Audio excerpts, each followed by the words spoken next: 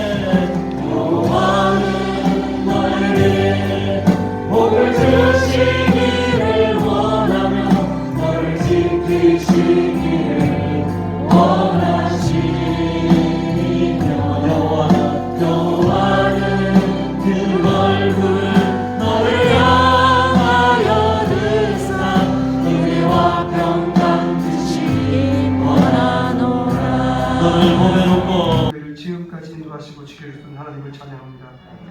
주님 큰 영광 받으시며 이 시대 저들의 기도를 소리 들으시사 주님 우리 대한민국 우리 민족 한국교회 귀하게 들어 사용하시고 주님 오실 때까지 귀하게 사용하시고 영광 받아 주소서. 이 기도에 참여하여서 감사드리며 또 예수의 뜻까지 1절에서 16절까지 말씀 제가 한 절 여러분 한 절 이렇게 교독하겠습니다. 말씀을 읽으면서 또 은혜를 받겠습니다. 이스라엘 자손의 온 회중이 여호와의 명령대로 신광야에서 떠나 그 노정대로 행하여 르비딤의 장막을 쳤으나 백성이 마실 물이 없는지라.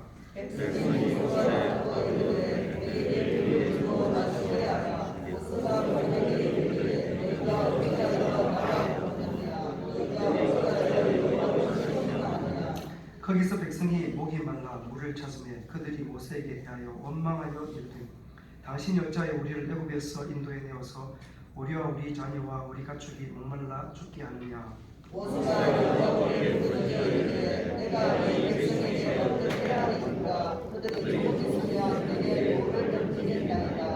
여호와께서 모세에게 이르시되 백성 앞을 지나서 이스라엘 장로들을 데리고 나일강을 치던 네 지팡이를 손에 잡고 가라. 내가 완산에 있는 그 반석이 거기서 내 앞에 서리니 너는 그 반석을 치라. 그것에서 물이 나오리니 백성이 마시니라. 모세가 이스라엘 장로들의 목전에서 그대로 일어나니라. 그가 곧 이름을 마사 또는 머리바라 불렀으니 이는 이스라엘 자손이 다투었으며 또는 그들이 여호와를 시험하여 이르기를 여호와께서 우리 중에 계신가 안 계신가 하였음이더라.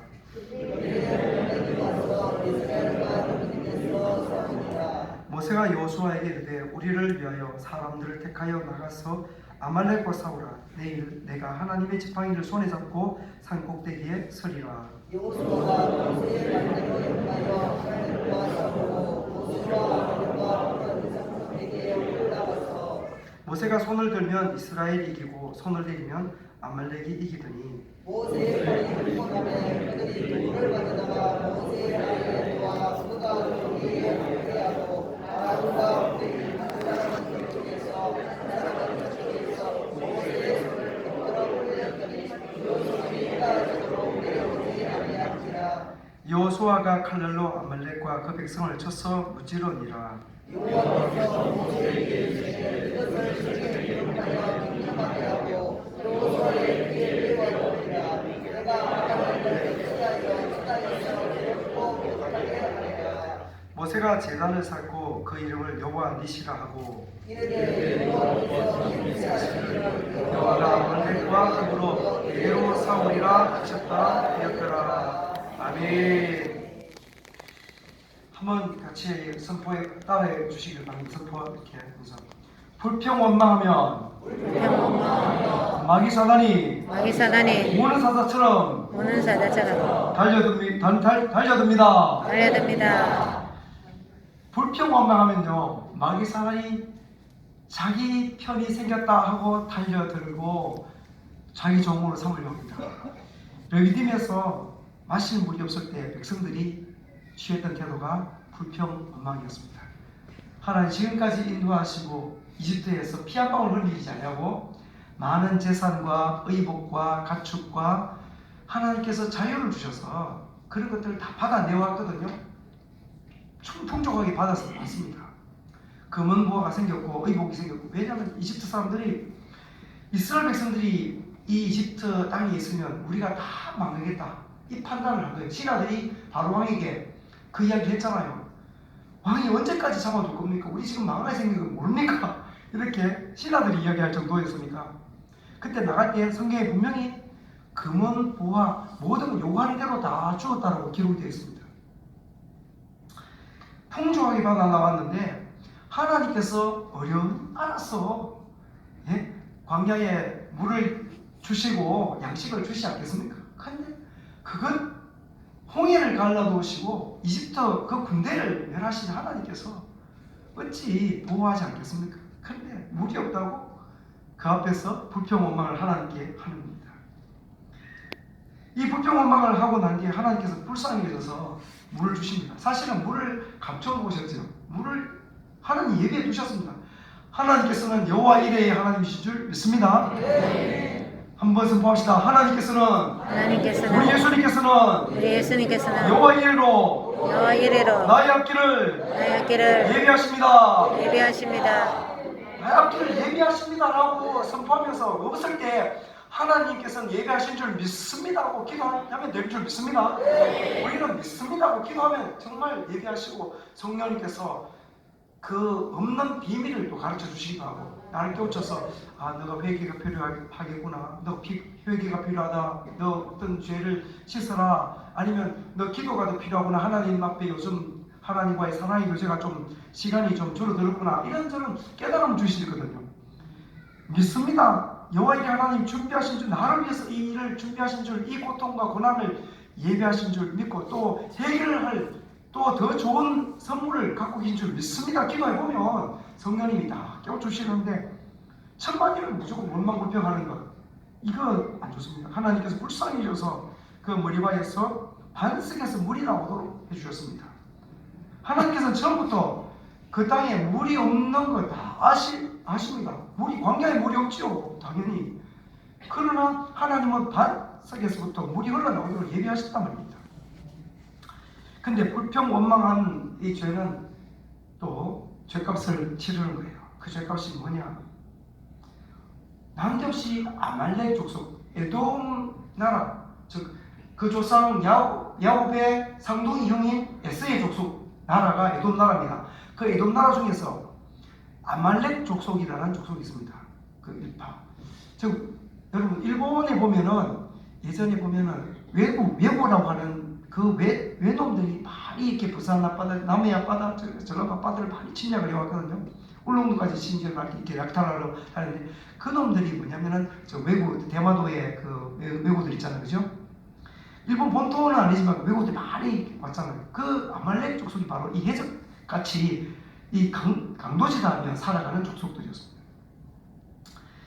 아말렉 족속이 이스라엘 백성 가장 뒤편에 후미지고 연약하여서 좀 지치고 피곤한 백성들을 약탈하는 거예요. 점점 그 공격의 공세가 점점 심해져 가고 있는데 약탈하는 이것을 모세와 여호수아가 바라보고 그냥 있을 수 없어서 산에 올라가서 하나님 앞에 기도합니다. 먼저는 여호수아에게 네가 나가서 전쟁을 해라.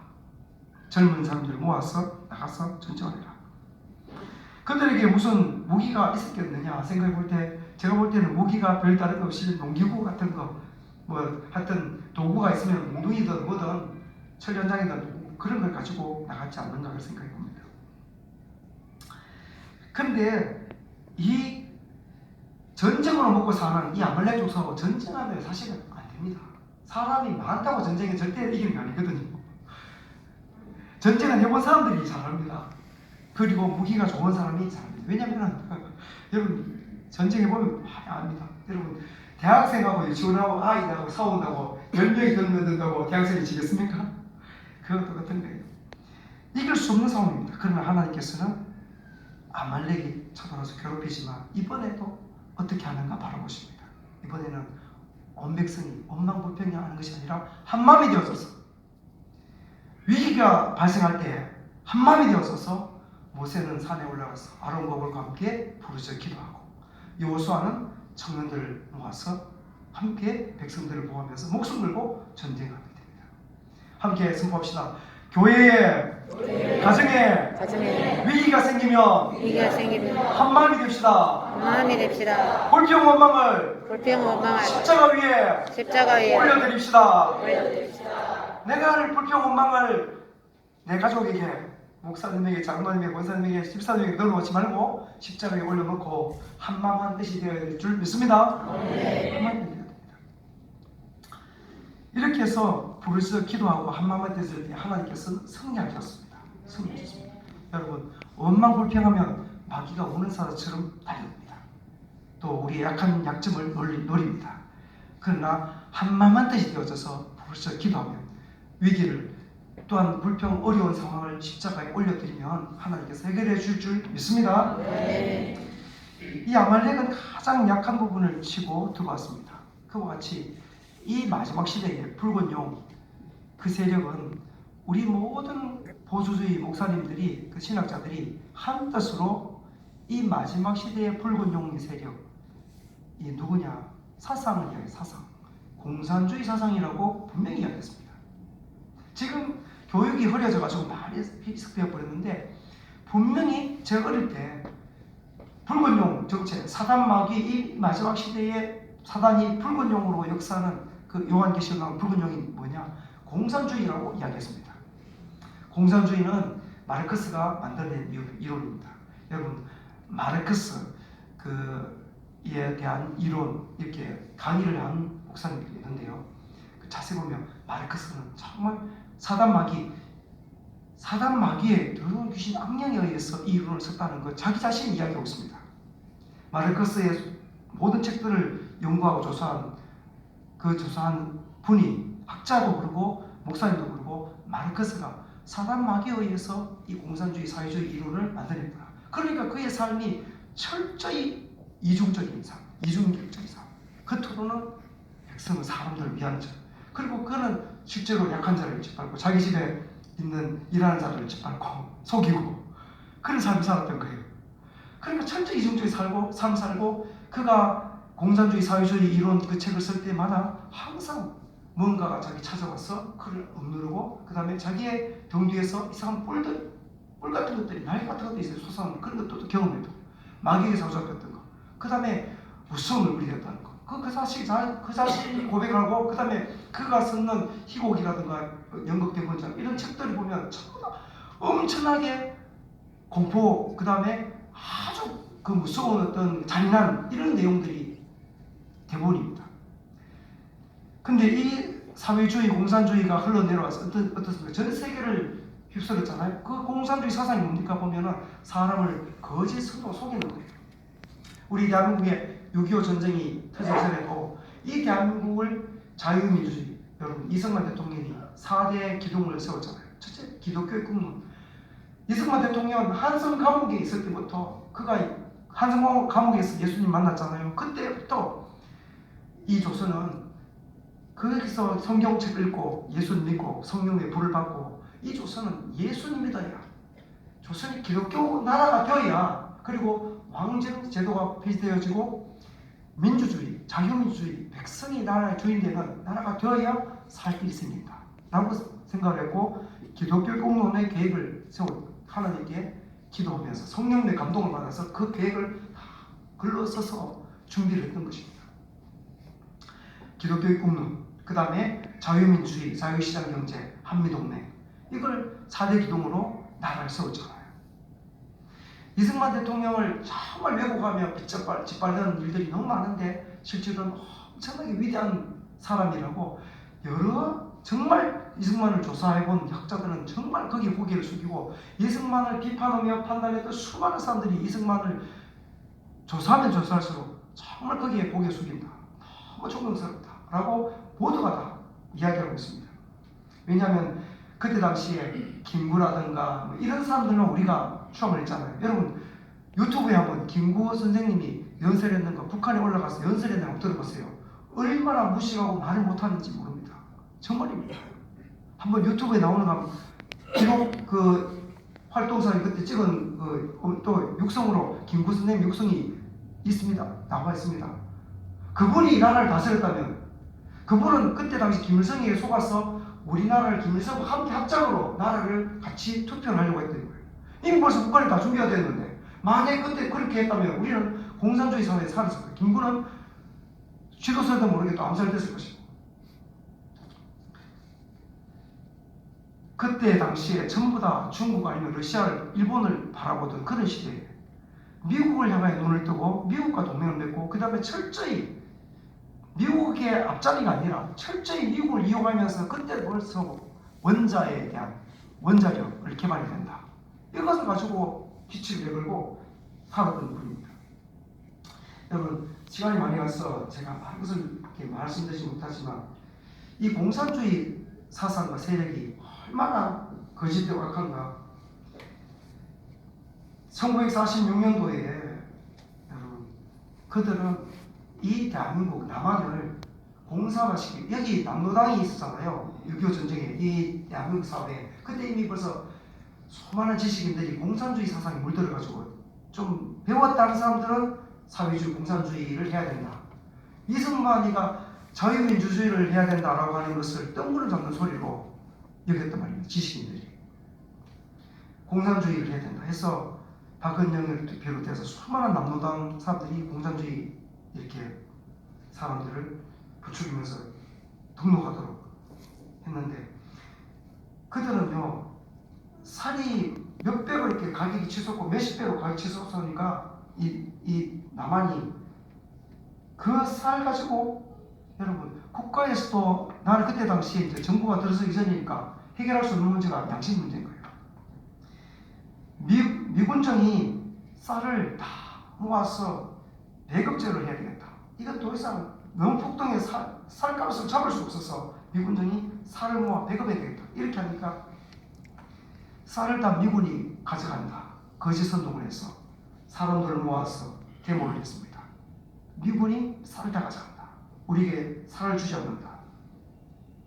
1946년도 10월 1일 날 대구역 금종로 운수노조 사무실에서 노동조합에서 또 파업을 일으키고, 그때 당시에 우수선한 나라에 파업, 사람들이 자꾸 선동하는 거예요. 이승만의 거짓으로, 거짓말에서 악함을 이야기하고 미군에 대한 반감을 심어주면서 곳곳마다 우리나라 대한민국에서 그때 당시에 6.25 전쟁 터지기 전에 46년부터 시작해서 50년 전쟁 직전까지도 계속해서 파업, 모든 회사마다 파업을 선동하고 농민들에게 우리 땅을 다 이제 뺏어갈 것이다. 북한에서는 모든 토지를 우리 백성들이 나눠주는데, 그런데 사실은 이승만 대통령이 어떻게 했습니까? 대통령 되자마자 모든 국민들에게 토지를 나눠줬어요.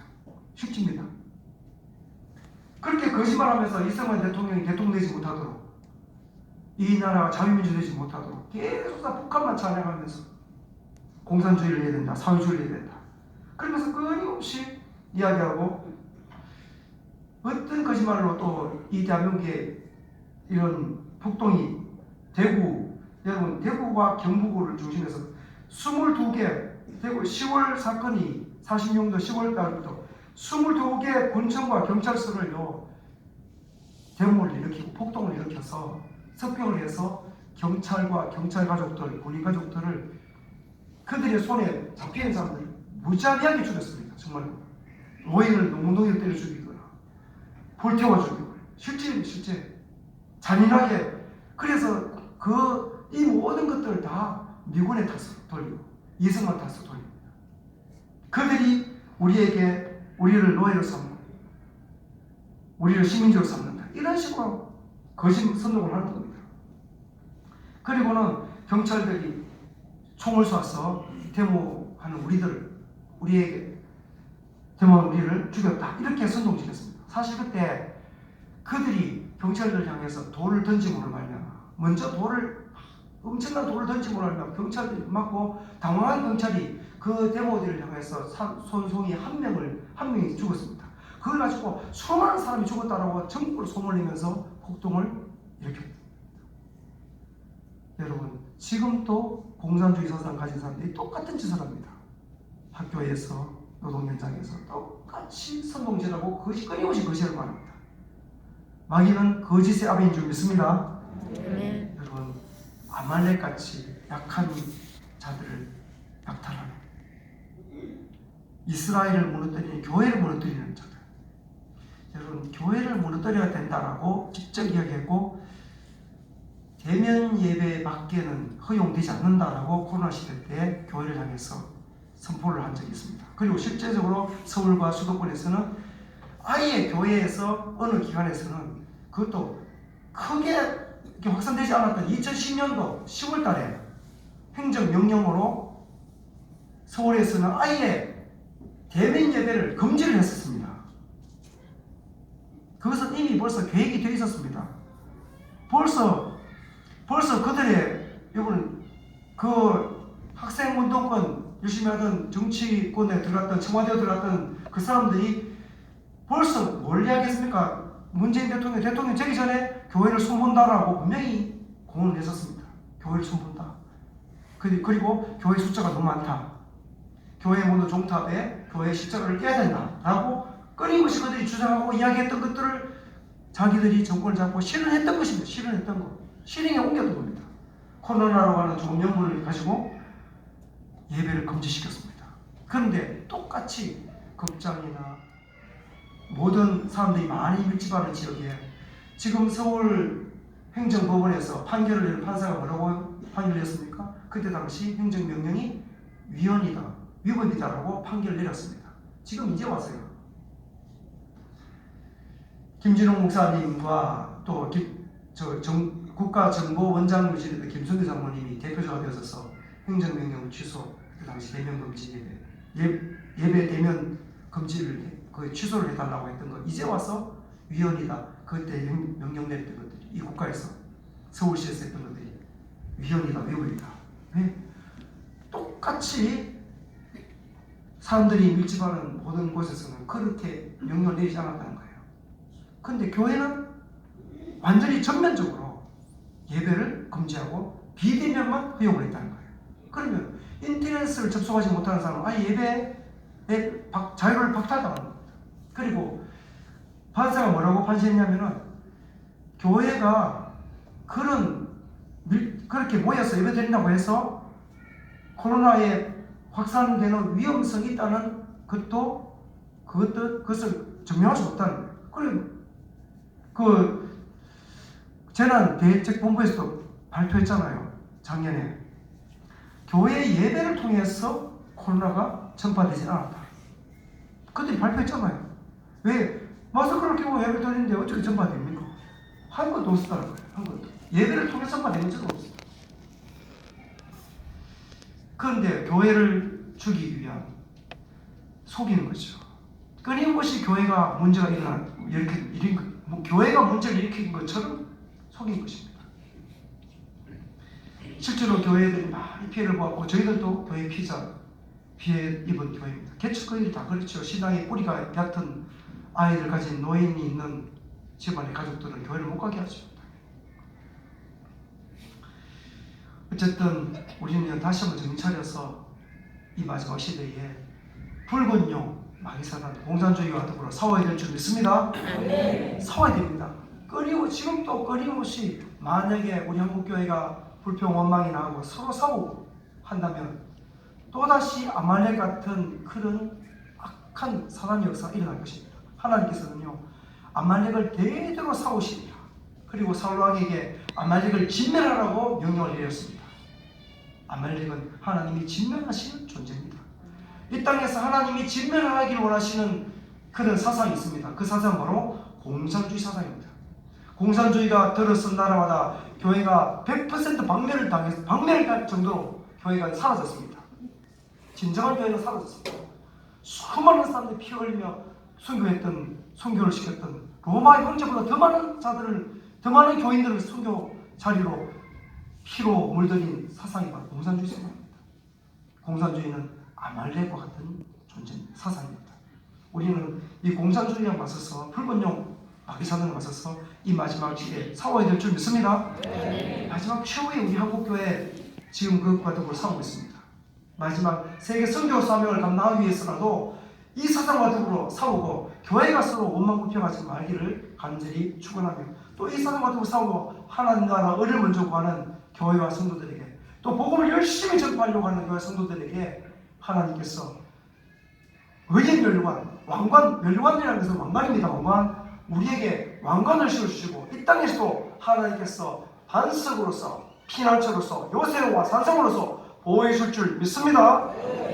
같이 오늘 또 찬양을 먼저 드리고 이제 기도드리겠습니다. 찬송가 348장 마귀들과 싸울지라.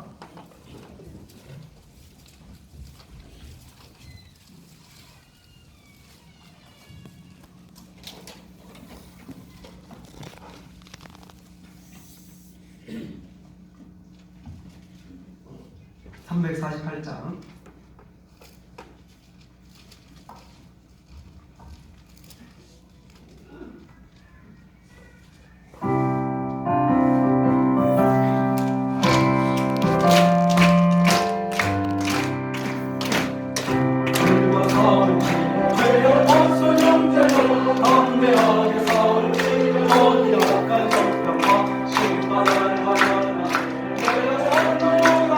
어